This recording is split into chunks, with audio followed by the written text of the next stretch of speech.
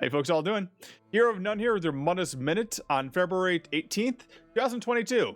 ESO news, lecture merchant, and golden merchant stuff, all in a few minutes.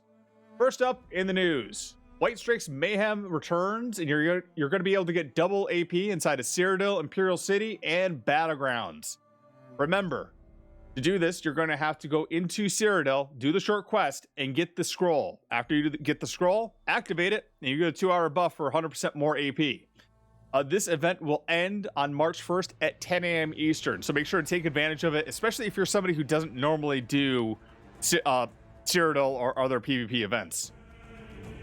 Also, if you want to get your event tickets so you can get various motif drops, armor styles, or some of the fragments for your new dragon pet or the skin that's going to be coming out later, you can get 2 tickets per day from doing Cyrodiil quests or Battleground quests, and 1 ticket per day out of Imperial City quests. And as a side note, if you're having issues doing gap closers or chains inside Imperial City or Battlegrounds, remember, for Imperial City, you can swap districts and that will usually fix it.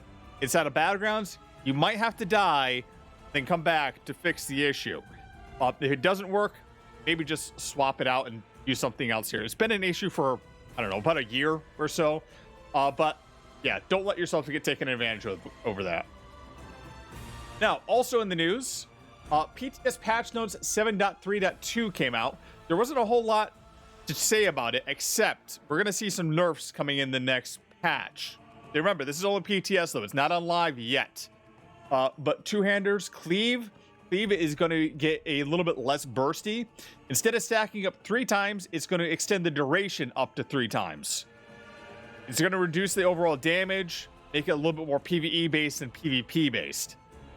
Critical Charge is also having its damage reduced, also having its base cost increase, but it's increasing its duration and some of the damage per tick. So it should be overall the same damage, but a little bit less of a burst when you get hit with it. Vampire's Blood Frenzy is also getting a nerf. It's going to work over time rather than all at once. You're not going to be able to just toggle it on and off to get a huge burst of damage. And Bahis is going to get a reduction. Sergeant Male is also getting a reduction in being set to a set amount of weapon damage and spell damage for your heavy attacks, rather than a flat amount, which is doing a bit too much damage. Now we'll see how this all balances out when it's out on live. But for now, just realize they are nerfing at PTS. It is going to be coming to live at some point. Let us now take a look at the Luxury Merchant and the Golden Merchant for this week, shall we? So first up, in the Luxury Merchant, a bunch of signs. So this is kind of nice if you want to make your house, like if you have your house like my house, we have a bunch of crafting stations all over the place. This is kind of nice to direct folks to where they can go to get it. And none of them are too expensive either. And on the Golden Merchant this week, every PvP set is now on sale if it's in a necklace form. A few items I would recommend taking a look at for your build.